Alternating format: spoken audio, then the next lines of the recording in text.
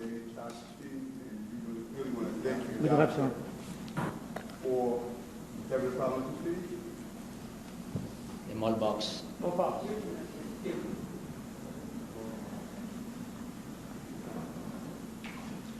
1, 2, 1, 2. 1, 2. You guys are good? Okay. Again, I want to my left, I want to thank Dr. Chashi, who has been really on the front line for our entire city of dealing with the fight against COVID. Also online, we have our incoming, our new leader that's going to be coordinated with Dr. Chashi, incoming Department of Health and Mental Hygiene Commissioner, Dr. Ashman Fasan.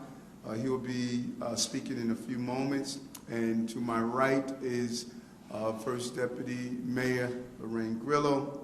And to my far left is Deputy Mayor for Health and Human Services, Ann Williams Isam, and our entire team that's here. I want to thank everyone. And so we are at a critical moment in our fight against the pandemic. And I have been extremely careful about not adding to the confusion and the anxiety, because this pandemic has not only impacted us physically, but it has impacted us emotionally. And nothing is more alarming to New Yorkers as I move throughout the city than the feeling of uncertainty from the leadership. And I was careful not to in any way impact on the existing mayor's ability to send a very coordinated message to New Yorkers. I was really happy to join Mayor de Blasio and Governor Hochul. As we stated together, we're going to fight the increase in new cases of COVID, particularly this variant. And today, at the eve of my ability to become the mayor of the city, I want to be clear on giving the message of what our winter plan is going to look like. A clear plan of how we're going to continue the effort of ensuring that we aggressively go after the increase in spikes and deal with COVID. COVID is a formidable opponent. I've said this over and over again. Its ability to change new variants, its ability to continue to impact us shows how formidable it is, but we're going to have a formidable response. We're going to meet the surge with an increase in how we coordinate and actively address this issue. The numbers tell the story in a real way. Over the past 2 weeks, positivity rates citywide, they have jumped from 7.7 to 21.7%. It's enough to be concerned about. Hospitalizations are on the rise as well. But thankfully, the data suggests something that we must really focus on. The variant is milder for vaccinated people. You know, we need to be clear. Vaccinations and boosters, those are the best weapons in our arsenal to deal with COVID. That is the most important message we're going to continue to hammer home. But we cannot let down our guards because we're seeing the success of vaccination. We're going to remain vigilant and continue to tell New Yorkers to do what you have done so successfully. Everything from wearing your mask, social distancing, washing your hands, all of those things are just so smart. And not only has it helped us with COVID, but it has also helped us during the flu season as well. And we know now it's clear that we need to learn more with COVID so that we can recover and thrive as a city. We must allow our city to function. We threw $11 trillion at COVID. So the day has come when we must learn to be smarter, live with COVID, and ensure that we protect everyday New Yorkers, and that is what I'm going to do. And so that's why today I'm rolling out my administration plan to keep New Yorkers safe from the virus and keep our city open. That's the goal. We can't shut down our city again. We can't allow the city to go further into economic despair, and I'm going to put in place a comprehensive plan that we're rolling out today. It was created with extensive input from public health leaders all over the city, the state, and federal government to come up with smart decisions. I led with one thought in mind: we're going to follow the science.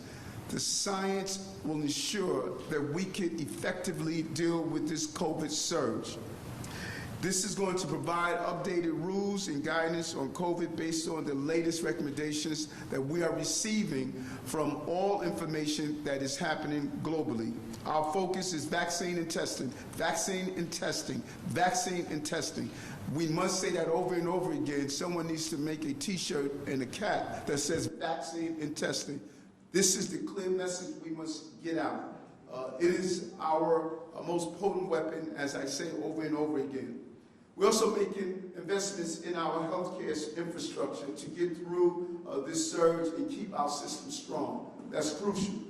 We will look towards the importance to arm ourselves with the next wave of fighting COVID, and that is the antivirals.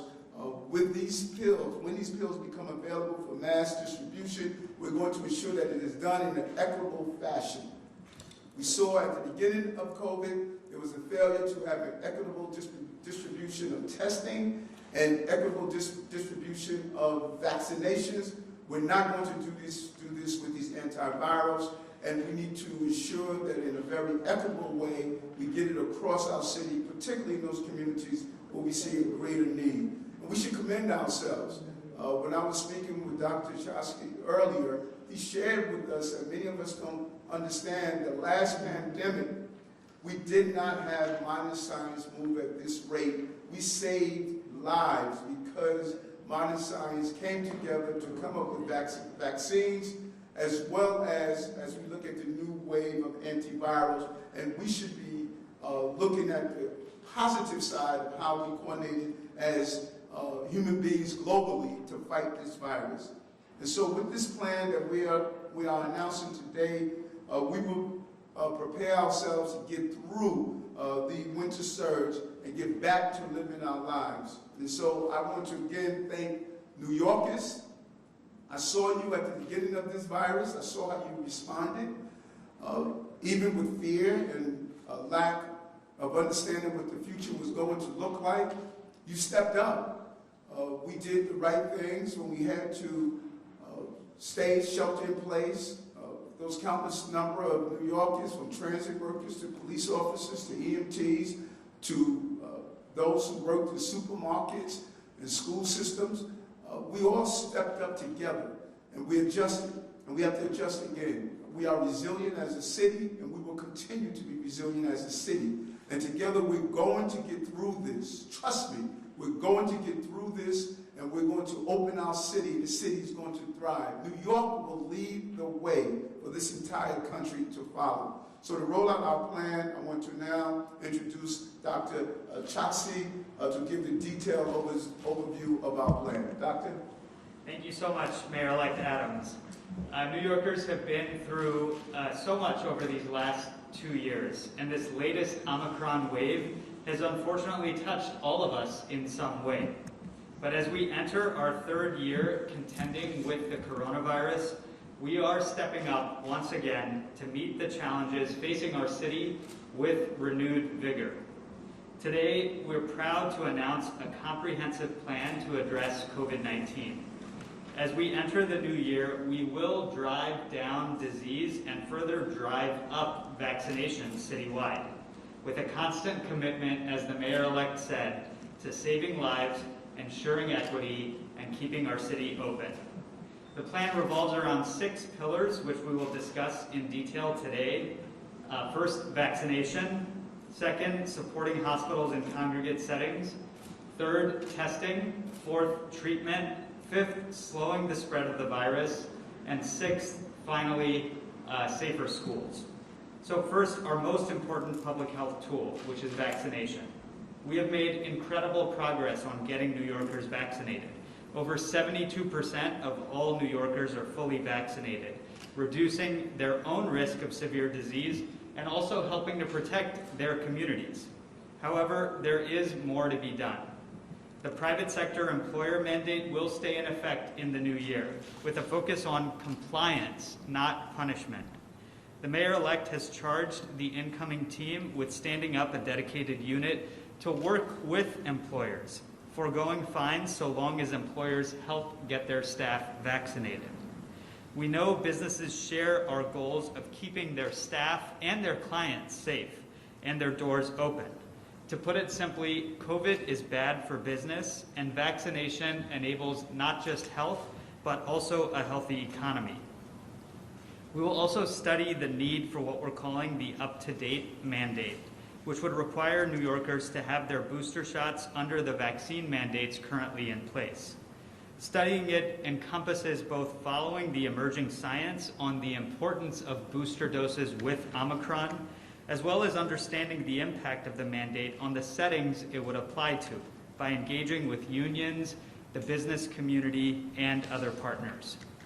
In the same vein, the city will set a deadline of this spring for a decision about a vaccine mandate in schools to commence later in 2022. The second pillar is ramping up our work with hospitals and congregate settings to shore up their capacity during the winter surge. I've been in regular touch with hospital leaders over the last several weeks, understanding what they are seeing and experiencing, and yesterday I was at my neighborhood hospital, Elmhurst. Our hospitals are among the best in the world, and they are now quite experienced with COVID, but they will continue to need our support, particularly for staff who have already borne so much. We will resource our health and hospital system to ensure we have the capacity to address new hospitalizations as a result of the Omicron wave. Dr. Katz and H&H have already begun shifting to virtual ambulatory care services and are reinforcing nurse staffing levels. And we will improve safety in our congregate settings, like shelters, nursing homes, and jails for some of the most vulnerable New Yorkers. We will reduce risk for residents and staff by supporting rapid isolation and quarantine protocols, and ensuring that these sites have adequate testing and vaccination resources, such as additional booster clinics in nursing homes. And now let me move to our third pillar, testing. Since the Omicron wave began, we've already added more than 60 new testing sites, but we won't stop there. Test and Trace will continue to increase the number of testing sites and ensure widespread access to rapid tests. Earlier this week, I visited our Bronx Neighborhood Health Action Center, hearing from neighboring NYC residents about how important free test kits were to them, either because they couldn't find any in a pharmacy or they were unaffordable. We will also provide clear testing guidance for specific settings, including the private sector.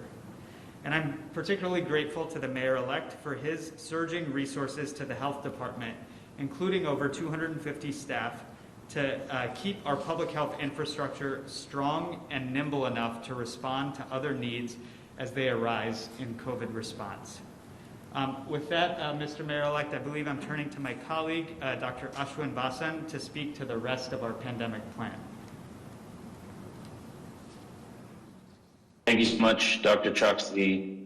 Thank you to the mayor-elect and to the entire team for the opportunity to be here with you today to talk about the remainder of the winter pandemic plan.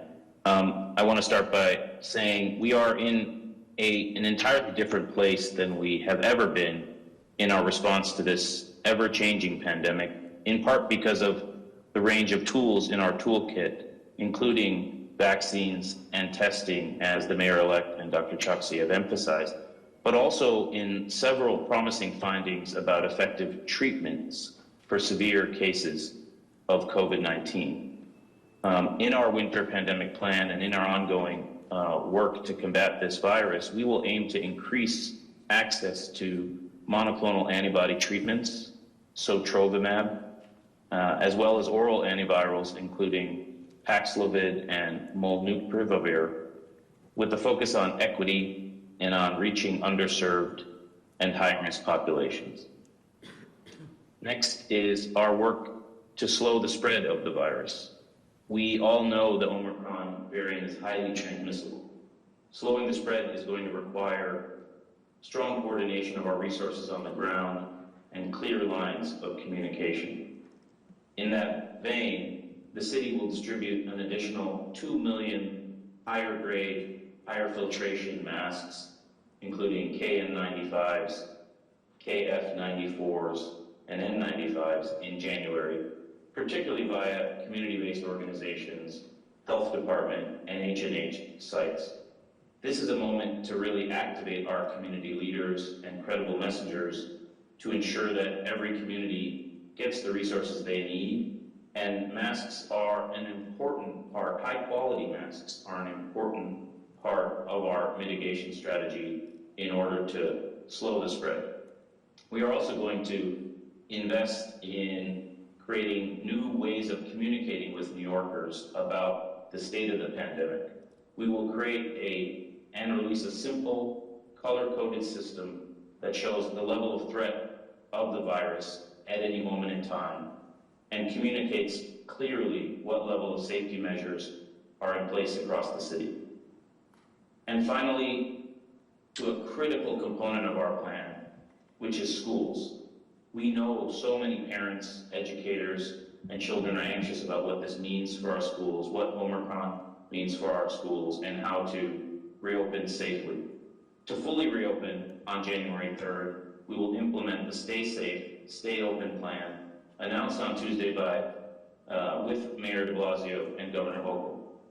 And we're going to focus on 3 things in particular: doubling surveillance testing in schools and adjusting the situation room and contact tracing protocols in partnership with the DOE, sending home millions of rapid at-home tests for students, educators, and staff, especially those who may have been recently exposed to a positive case, and strengthening our mitigation measures, including higher quality masks and improved ventilation in schools. So now I'm pleased to throw it to incoming First Deputy Mayor Lorraine Grillo to talk about the role of leadership and agency coordination in our pandemic response. Yes, thank you, Dr. Bassan. I am so excited to be here today to unveil this plan. As First Deputy Mayor, it'll be my role starting Saturday to make sure that all of our agencies and departments are working hand in hand to defeat COVID-19. Under Mayor Adams' leadership and with the guidance of Drs. Choksi and Bassan, we will target resources and personnel to drive up our vaccination rates even higher while providing more testing to keep our city open. Every step of the way, we will prioritize engagements with stakeholders, including our unions, our business community, public housing residents, nonprofits, and community-based organizations to ensure the most effective and equitable approach to fight the virus. As the current COVID recoveries are and a lifelong public servant, I can tell you one thing for sure. When New York City has strong leadership and is united in a cause, we always succeed. The mayor-elect's plan in that leadership and the team assembled here are united in this cause to defeat COVID-19.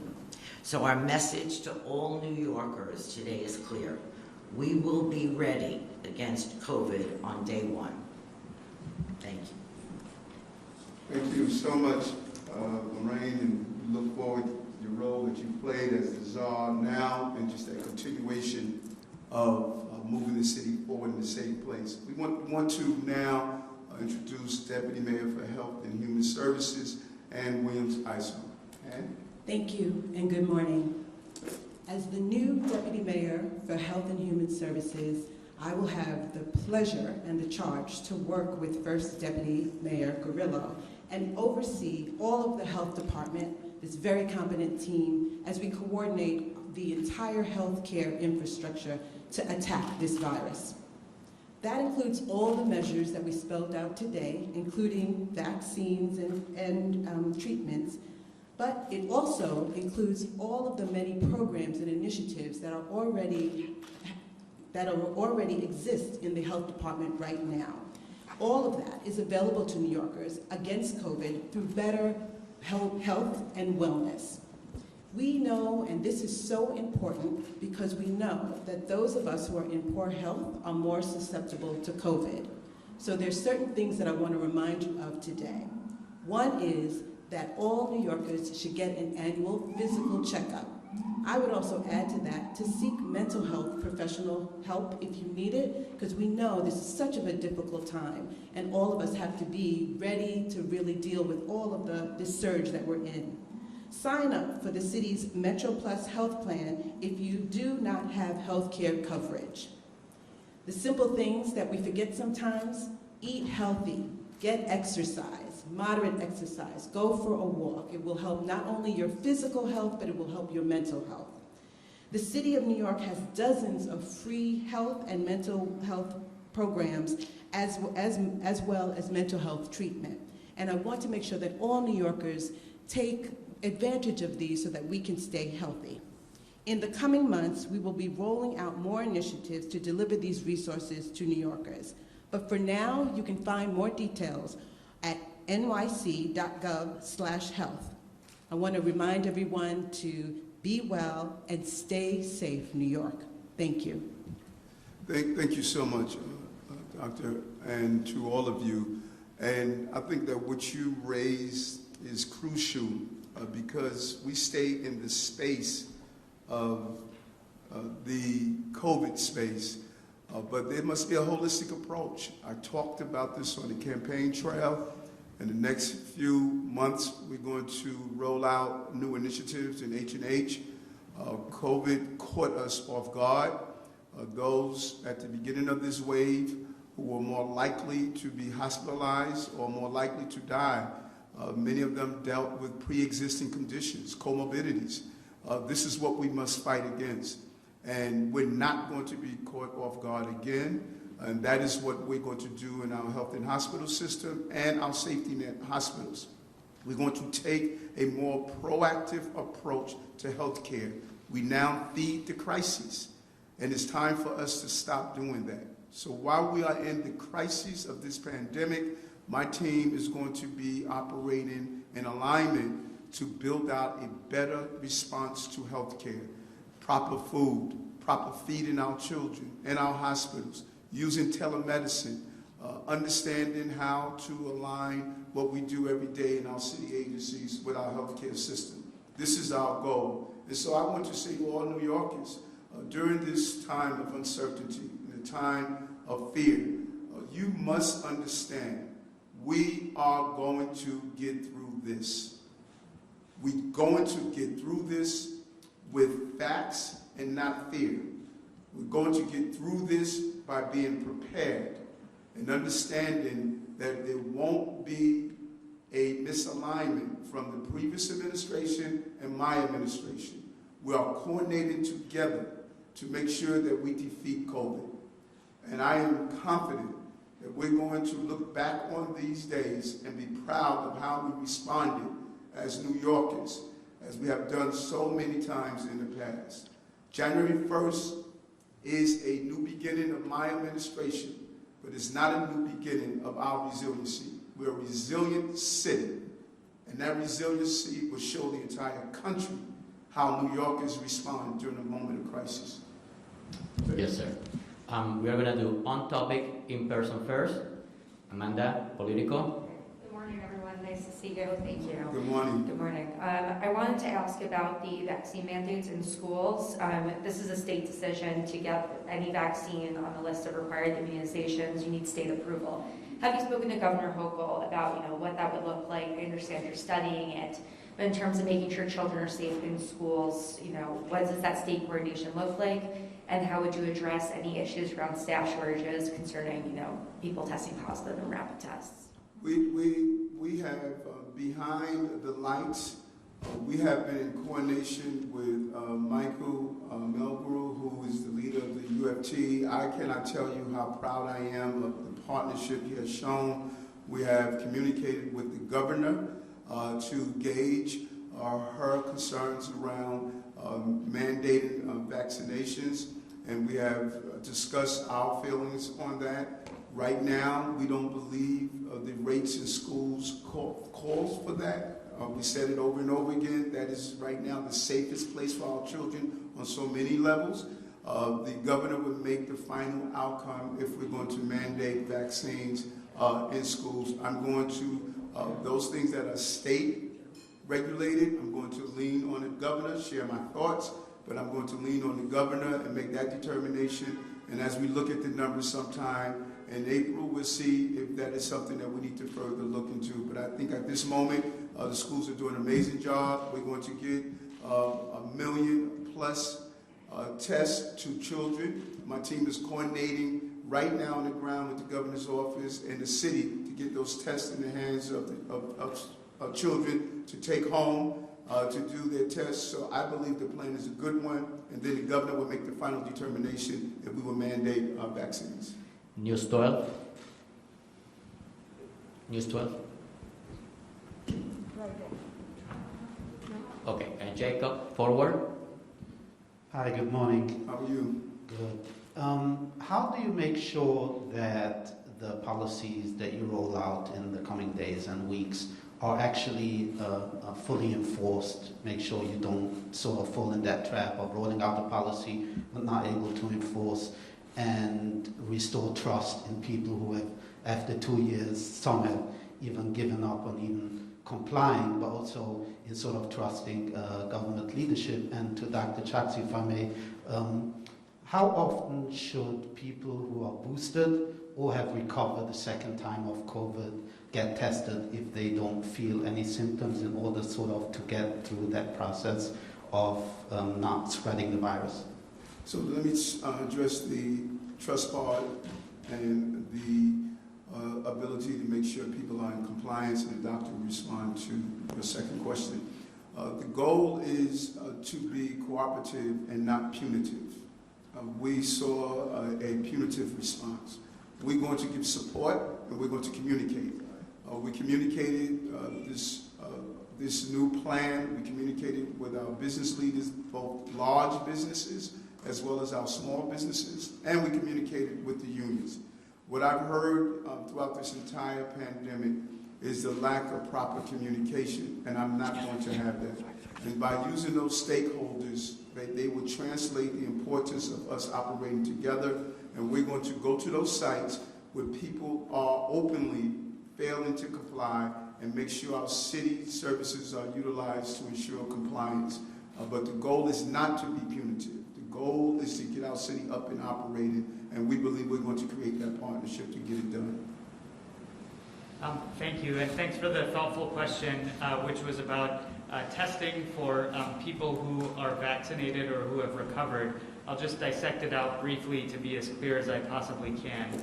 First, people who have been previously infected with the coronavirus, our strong recommendation is that they should get vaccinated as well. So if you are in that category, or if you're someone who is fully vaccinated or has received their booster dose, there is a question about testing in the context of Omicron, given how easily it spreads. And my advice is this. First, if you have symptoms, including mild symptoms, whether it's a sore throat or a runny nose or some fatigue or fever and chills, you should get tested as soon as you develop symptoms. So that's number one. Number two is if you are traveling, if you're having gatherings around the holidays, or if you've been exposed to someone else who has been diagnosed with COVID-19, we're also recommending testing in that case. Beyond that, we do not have a recommendation at this time for more routine testing if you're asymptomatic and in one of the categories that I described. Thank you. New York Post.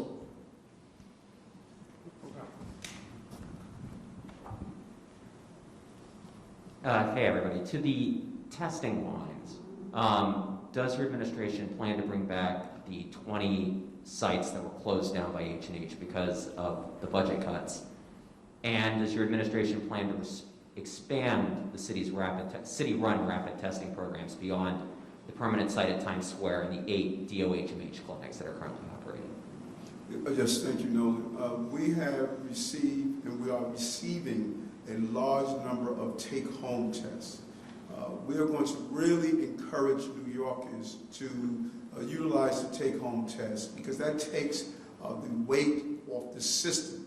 I'm sure you have witnessed the long lines that are throughout the city now. And so we can get a mental shift to New Yorkers to know how to easily use the take-home test and how important it is to do so. We believe that's important. And then we're going to do a real analysis of the sites and get as many sites open that we can do the rapid testing as well as the overnight PCR test. That is what we're going to do to see how we can get that done because we should have a greater accessibility to tests. Dr. Choksi, the rapid testing program is yours. Was it a mistake not to expand it beyond sort of the initial DOHMH sex health clinics? The rapid testing program is something that's coordinated across the city, and from the beginning, we used rapid tests across city sites, not just at DOHMH sites, but at health and hospitals and test and trace core sites as well. So as soon as we had the supply of those rapid test kits, given, as you know, that there's a shortage across the country, we very rapidly distributed that across our network. Thanks to the test and trace core in particular, we now have 160 city sites as of the end of this week. And across that vast network, as soon as we get more rapid test kits, as the mayor-elect has said, we will continue disseminating them through those sites. Forgive me for pressing, Commissioner, but it is your program. It is one of the very few options to get where someone can walk in and for free get a PCR test back in 3 or 4 hours, which is essential if you want to travel these days. Was it a mistake not to expand that program? Thanks, Nolan. So you're asking a different question, which is the rapid PCR testing that is done at COVID Express clinics. Right, which is the one that you run. Yes, correct. Which is the previous question, so that's why I'm following you. Right. It's just to clarify, it's different than the rapid self-test kits. So for the COVID Express sites, we are working with health and hospitals once again, who also have rapid PCR testing available to make that as broadly accessible as possible. For DOHMH sites, although we are contending with some staffing challenges, as many other healthcare institutions are right now, we will continue to work to make ours and the capacity as accessible as possible. Africa in Harlem. Good morning.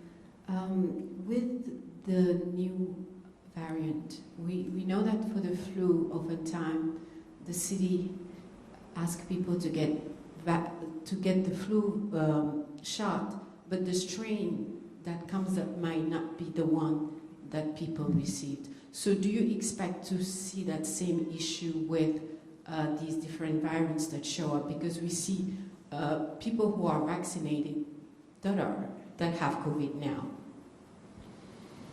Thank you, and this is an important question. The mayor-elect and I were actually just talking about this earlier today. The short answer is that right now, the vaccines that we have available, the early evidence indicates that vaccination remains particularly effective for preventing severe disease, and that includes for the Omicron variant, based on data from South Africa, the United Kingdom, and some early laboratory data as well. In terms of what will happen in the future, we do have to continue following variants as they emerge to understand whether the vaccines will have to be updated in some way.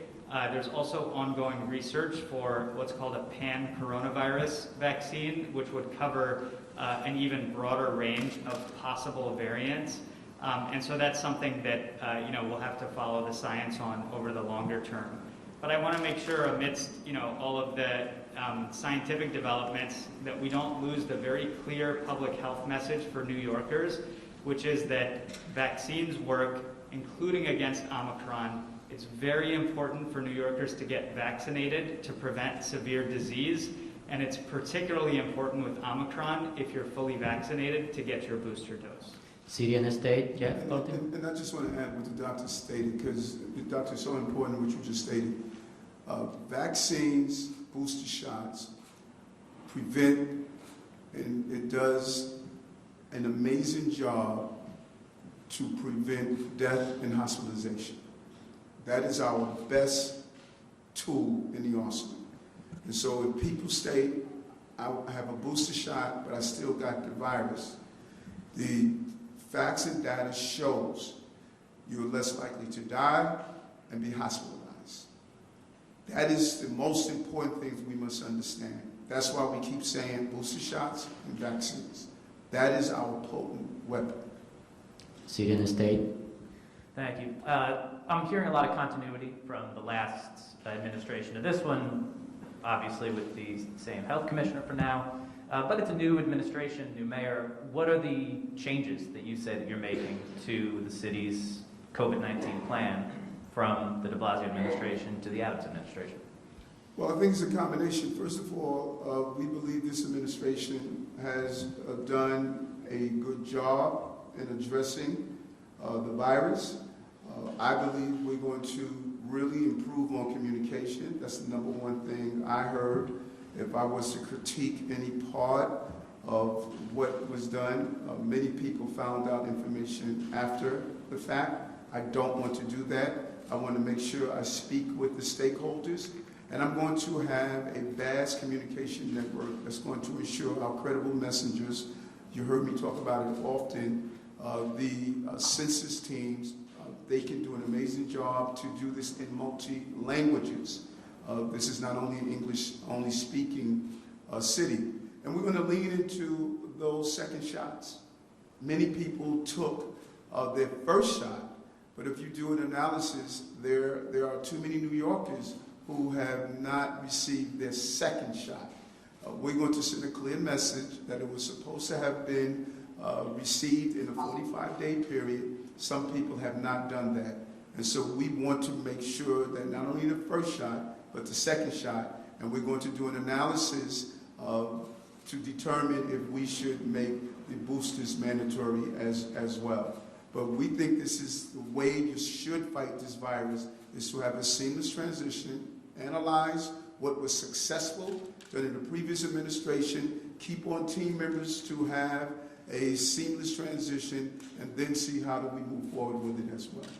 We're going to do WebEx questions now, daily news. I'm sorry, yes, someone in the back. In the back. Oh. Yes. Yes, go ahead. Thank you. I'm Christy with WCBS 880. Just wanted to know on the vaccine mandate for private sector workers here in the city, which de Blasio said is probably the boldest in the nation. Any comment you can say on how that's going right now, what you think of it in terms of keeping that, what you want to change in that, anything you can say on that now? And I know Dr. Choksi said previously that it will be revisited. When will it be revisited, and just what do you think of it and what you might change? Thank you. The mayor put that in place on the 27th. We are going to keep that in place. We spoke with our business leaders today to let them know we're going to keep that in place. And this virus is ever moving. And as we continue to examine... Hi, Kimberly. Thank you so much for that. Someone's having a lot of fun. Oh, sorry. It's all good. Oh my goodness, I am so sorry. As we continue to look at the evolution of this virus, there will be moments when we can change some of the mandates. I would love to get to the day when we won't have children wearing masks in schools, when we won't have families needing to sit in a restaurant or visit other locations with the vaccine cards. We're going to make those adjustments based on what the science tells us when we can remove some of the mandates, and there may come a time if a new variant comes where we have to increase mandates. And so right now we're going to maintain what was put in place for the business community that was put in place on the 27th. We're going to continue that. And if there's a moment when we can change or alter that, we're going to do so based on the science. Thank you. We are going to do daily news on WebEx. Christopher Fox. Yes, hi, Mayor-elect, can you hear me? Yes, I can. Good morning. I wanted to follow up on the question that was just asked about the private sector mandate. When Mayor de Blasio announced it, he said he also wanted to focus on education as opposed to enforcement and fines. So I guess I just want to ask, do you believe that you're doing something differently than that, or are you just following the same track? And as a follow-up to that as well, do you believe Mayor de Blasio has done a poor job of doing education as opposed to heavy-handed enforcement? I am going to really expand on the communication and education. I don't believe we need to be heavy-handed with our businesses. COVID has been heavy-handed enough with our businesses. COVID has traumatized our financial base, restaurants, small businesses, corporations. It has traumatized.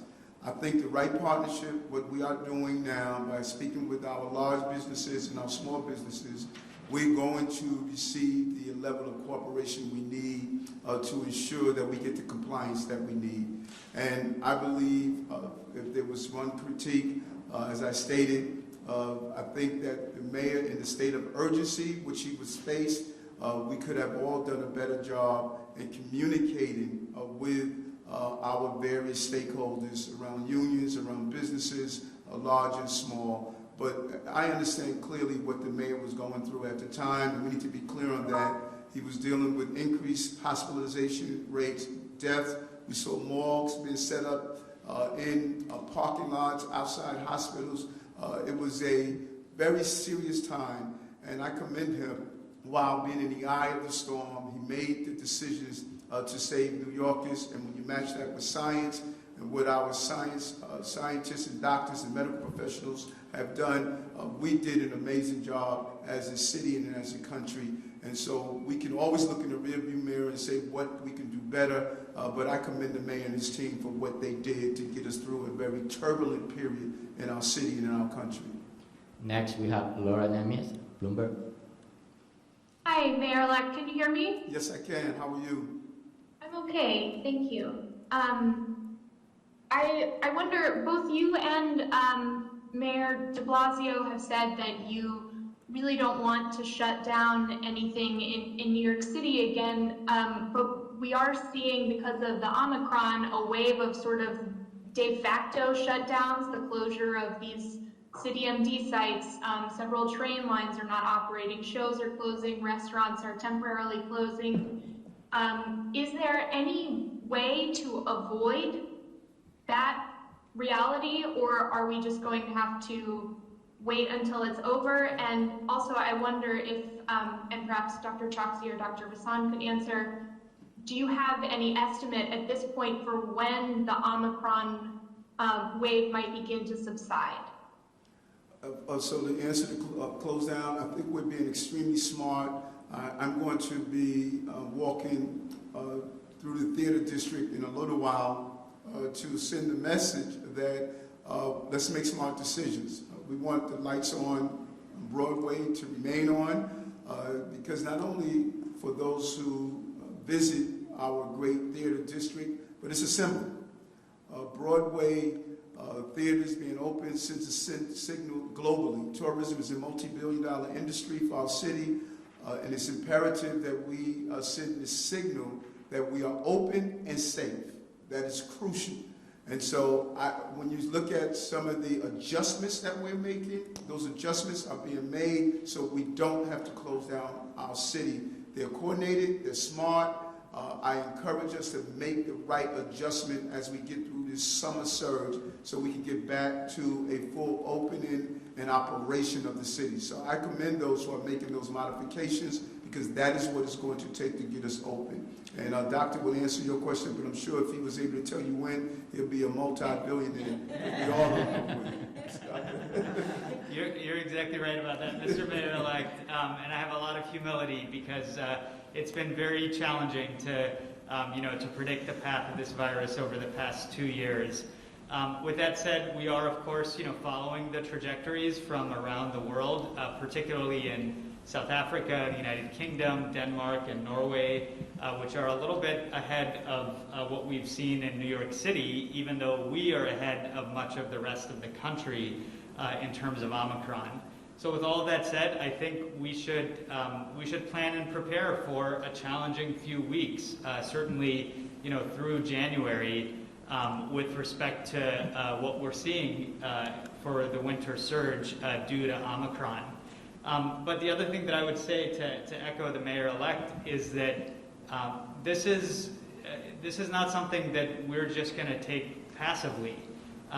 This is something that we have agency over, and particularly the parts of our plan to do with vaccination, specifically booster doses, testing, and slowing the spread. All of that will help us to mitigate and minimize as much as possible the effects of Omicron, and particularly the most devastating effects on our neighbors and family members. Thank you. Thank you. Next, New York 1, Courtney Groth. Hi, Mr. Mayor-elect. Can you hear me? Yes, I can, Courtney. How are you? I'm well, thank you. If you could let us know when you're going to do that walk through the theater district, that'd be great. But another point of clarification is, when you say you don't want the vaccine mandate for private employers to be punitive, are you basically saying that your administration will not be fining at all? And then just a second question really quick, going off of what Laura was saying, is when you take a look at these COVID numbers every day, they're very alarming. I mean, we saw another historic level of cases yesterday. And one assumes, or it is starting to filter into our hospitals. And while you don't want a shutdown, is there any concern that at some point our hospitals won't be able to handle it and you'll have a much larger crisis on your hands for the 5 boroughs? First, on the fines, yes, we will. We will fine those businesses that are recklessly not complying and just refuse to do so. And we're going to use a light-handed approach for those businesses that are attempting to comply and give them the support they need. That's the partnership we want to create. I don't want to be heavy-handed and punitive in this approach. I think that we have to get through this together, and those businesses know if we shut down, it's going to devastate businesses. And the way not to shut down is vaccination, booster shots. That is our weapon. Your second question, dealing with the overall approach to this, is something that I believe is imperative for us to do properly and with the proper coordination that we are witnessing here. We are in a real good place in that even when you look at the hospitalizations, the headlines may say we have an 80% increase, but let's be, facts are important because facts can spread fear and facts can also allow people to know that this is not at the place where we have morgues outside of hospitals, where we're seeing people dying at alarming rates. We are not where we were in the beginning. Many of those hospitalizations, and some of them I should say, is coming from basic hospital for medical reasons. That is part of the increase in numbers that we're seeing across the city. And yes, this variant is extremely contagious, as the doctors are saying, but we should also acknowledge the fact it's not the same as the first wave of COVID, where you were witnessing the number of deaths, the number of people who were severely ill because of the vaccine and the booster shots. The contagious nature of it is not meeting the same level of deaths and hospitalization that we witnessed before. And we need to be clear on that. Just about everyone in the people I've been communicating with who caught COVID, for the most part, they're home, they were vaccinated, they had their booster shots, they're stating that they're going through flu or cold-like symptoms. That is a big difference from what I heard when I was on the ground when COVID first hit this city. The overwhelming number of people were headed to the hospital, and some of the people close to me actually passed away. And so, yes, the numbers are high. Yes, there's a lot of people who are getting COVID, and we want to stop that from happening, but the outcome is far different from what we saw in the past. Next is Gothamist, John Campbell. John, you there? Okay, we go to the next one. Dana Rubinstein from the New York Times. And I'm sorry, New York 1, Courtney, you asked, we're going to get there at 12 o'clock to do the walkthrough on Broadway, 12 o'clock, and the team will let you know the exact location. Mayor, can you hear me? I'm sorry. We're getting it, Ryan's telling us the location. Richards Rogers Theater, where Hamilton is being shown. John Campbell. John? Hi, can you hear me? Yes, can, John. Okay, fantastic. Sorry about that. I'm curious about the decision on whether to require boosters for the various vaccine mandates. It's already been determined that these are more effective in fighting serious illness. So I'm curious knowing that, what is going to go into the analysis as to whether to require a booster for the mandates? We're going to continue to strongly encourage, particularly those who are dealing with pre-existing conditions and comorbidity. We're going to encourage people to take the second shot, and we're going to continue to analyze the data to determine if we have to put in place a mandate for boosters. Right now, we don't believe that is what we have, where we are, where we need a mandate. If we believe that mandate is needed, I'm not going to hesitate to do it for the city, for those areas where we are in control of. We're not there right now. Last two questions on WebEx. New York Times. Dana, can you? Thanks. Hi, can you hear me? Yes, I can. Thank you. So, Mr. Mayor-elect, given the incredible prevalence of Omicron, I'm curious, do you plan to let public employees work from home at all? And more broadly, I'm curious what your thoughts are about folks returning to the office right now. In France, for example, the Prime Minister has directed people to work from home as much as possible. What are your thoughts on that, and just on whether public employees can telework? Yeah, and Dana, that's a very important question, because that accountant in his or her office also goes down to the local restaurant. They encourage the business traveler to come here to the city. 70% of our hotel occupancy is dealing with business travelers. They go to the cleaners to get their suits cleaned. Our financial ecosystem is determined by people not being home, but being in the office spaces. The cross-pollination of ideas, being engaged, the socialization is crucial to get as many of us back in our office spaces as possible. Right now, we're dealing with a surge.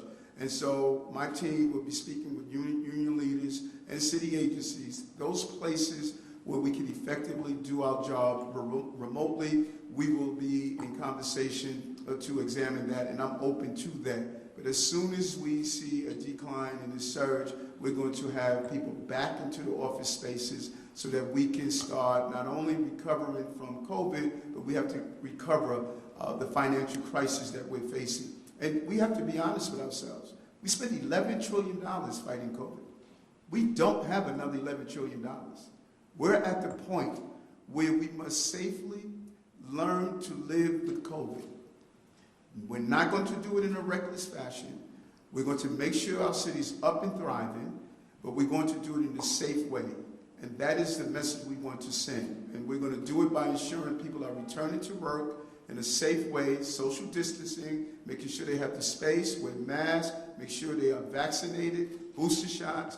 All of those things are going to allow our city to open again, and that is what we're going to focus on. Last question on WebEx, Borough Park 24.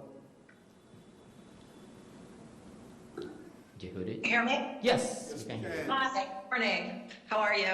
Great.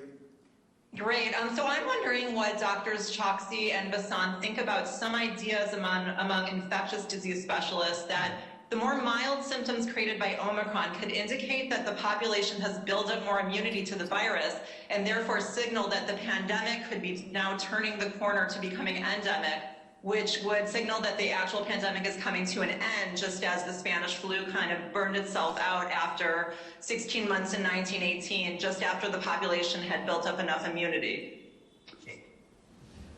Yes, I can start, and I'm sure Dr. Vassan has ideas as well. Thank you, Yehud. There is some validity to this hypothesis, but I have to emphasize that we don't have enough evidence to be able to determine that that's the path that we're following right now with Omicron.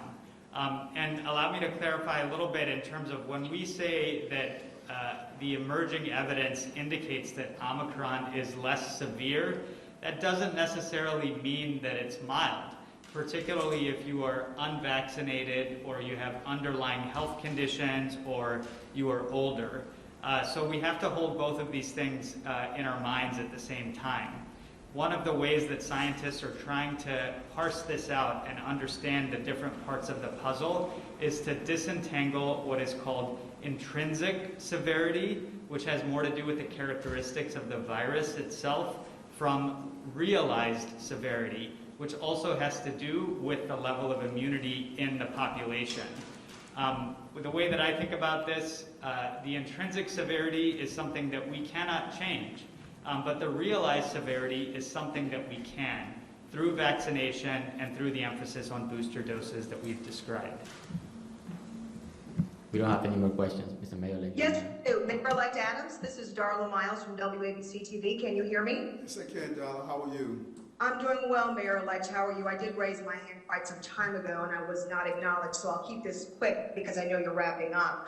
I have a few questions. Number one, I know you spoke with the business community earlier this morning, but the horse is kind of out of the gate in terms of the sticker shock with the mandate. What was their reaction that this mandate would stay in place, and what did you hear from them that might be different to ensure compliance? That's the first question. Secondly, what would be the timeline to make a decision with regard to the booster shots being part of the vaccine mandate? So is that March, April, February? And then thirdly, what would you say to New Yorkers who might hear this plan this morning and say it's more of the same, they're cynical, and they don't have a lot of confidence in it? First, the business community. They stated that the leaders we communicated with, Eric, we trust you. You have worked with us and sent a very strong message that we're going to be a business-friendly city, and we're going to communicate with our business leaders. And they are doing what so many other New Yorkers are doing, that we're going to give Eric an opportunity to bring our city to the level that we know our city can come to. And so I'm looking forward to continue to work with them. I need the business community in this city, and we're going to operate as a team, and we're going to continue to do so. And that's the communication I received.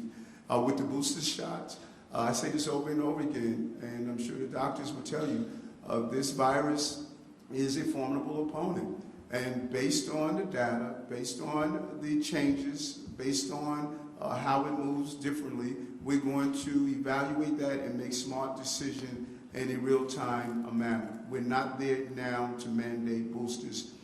If something happens in the next day or so that we need to do so, we will do so. If in April we do an evaluation and determine that we don't have to put that mandate in place, we're not going to put it in place. But we're going to continue to watch the numbers, watch the data, and make real-time decisions based on that. And for the comment about New Yorkers saying that there's nothing new here, we're not confident, I don't believe that. New Yorkers have gone through a level of trauma. I am very clear on my message. These are not the first difficult days we have gone through as New Yorkers. I remember clearly going through 9/11. I remember clearly going through the first attack on the Trade Center. There's something resilient about this city, and I believe that this administration is going to be a symbol of that resiliency, that this is a moment that we are going to get through, and we're going to show New Yorkers together we can get through that. And I understand the anxiety, I understand the uncertainty, but I also know the ability of bringing the right leadership and the right team together to solve these problems. Thank you, everybody. Thank you so much, Mayor. Thank you. Thank you. We're going to do a few off topic. Thank you, doctors. Thank you, Frank. Mayor. Yes. Mr. Mayor, like the component topic, we said you're going to go walk Broadway. Yes. Encourage folks, show folks that it's still open. You commit to go see a Broadway show in the next couple of days? Yes, I am. I always make an excuse to see Lion King over and over and over again. I don't know their status right now, but if they're open, I'm looking forward to seeing it again I'm a Simba guy, so yes, I'm going to see a play. I want to see as many plays as possible. That's my therapy. You have a second favorite? There's a new play on Broadway. I think it's called Thoughts of a Black Man. I didn't see the whole show yet, but I would like to see that show as soon as possible. Off topic. Jacob? A twofold question. One, what's your plan to do after you get sworn in? You are a nightlife mayor. So what's your plan for the remaining of the night? And second, there's been a number of letters sent your way. I don't know if you've gotten it, but it was shared on social media about boosting secular studies in yeshivas. Have you gotten them? What was your response, or do you intend to respond to them?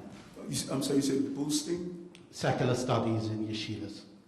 When you say boosting secular studies, explain that more to me. Well, right now there's a state law, and there's been ongoing, there was investigations, obviously, a stalled investigation, but then also about enforcing those state laws in the yeshiva system. Yeah, I visited several yeshivas during the campaign, and what I do know is that those who are there, who are teaching the students, the literature that I looked at is supportive of a well-rounded quality education that we're going to encourage. The small number of yeshivas that we were having problems in should not be the message for the large number of yeshivas that are doing the right thing. I am going to give support through my chancellor and through my office to support to all of our educational facilities. I'm not going to get caught up in a dialogue of charter schools, public schools, yeshivas. Everyone is going to receive the support they need to develop the full person of our children. And then we need to really look at the methods that we're using. Some of the books that I saw in the yeshivas, maybe they were not Shakespeare, but they still were scholarly work. And we need to, as everyone is looking at culturally sensitive education, that includes yeshivas at the same time. And your question about nightlife, what am I going to do after the ball drop? I'm going to just celebrate with my family, and everyone knows that my greatest downtime is to take a hot bubble bath with some roses and some incense. And that's what I'm going to do on January 1st. Politico? Right here. Right there. Yeah, right there. Following up on that, following up on that nightlife question, do you have any New Year's resolutions, or is there anything that you're going to be doing once you're sworn in? You're going to be at Times Square. Anything top of mind coming into the new year? For New Year's resolution? Yeah. Just really to become more emotionally intelligent, to be more kind and loving to the press corps, and just treat them in such a nice way, because you have a hard job, and I am just doing everything possible during my meditation just to show a lot of love to my amazing New York City press corps. Last one, off topic. Gabriel, New York One. Do you plan to? Is there a plan for FDNY commissioner, or if neighborhood's going to stay? We are looking at that. We were actually at the completion of our search, but then we received resumes from two amazing people, and now the team is interviewing them. Matter of fact, interviews are taking place right now.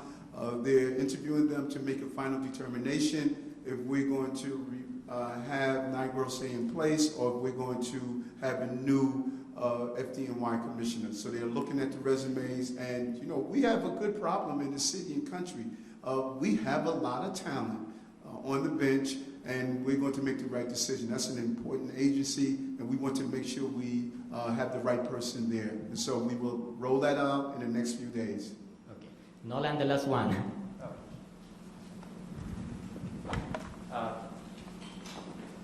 There are, a bunch of other appointments still left. So one, I guess, question one is, do you still plan to make Philip Banks your deputy mayor for public safety?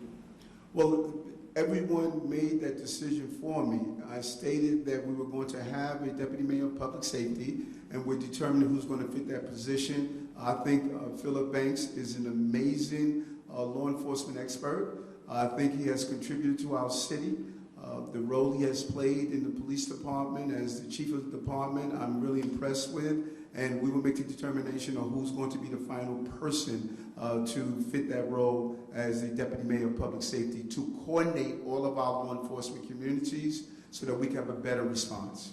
Would you characterize him as a front runner for the job? No, I wouldn't do any characterizations right now. My team surprised me with some of the resumes that they gave me on all of my appointments. Someone that I thought would be a front runner turned out not to be better than the person that was decided. So I will just leave it that we're going to make that final determination. Thank you, everybody. So, if I might, you kept Dr. Dave Choksi, the health commissioner, for the first few months in order to aid the transition. Have you talked about a similar arrangement with Mitch Katz, the head of the hospital system? We have looked at that. I like Mitch. Mitch, he subscribes to my philosophy of having a holistic approach to healthcare. During his time in the de Blasio's administration, I sat down with Mitch several times, and I'm really impressed that he just gets it. And we are not at a loss if Mitch decides that he's going to stay on board. I'm going to speak with the Deputy Mayor of Health, and we're going to make that final determination. Okay, thank you. Thank you. Frank Brown, confirmed chief of staff. That happened. I adore Frank. He's a friend. Thank you very much. That's good emotional intelligence. Taking care of me. Thank you.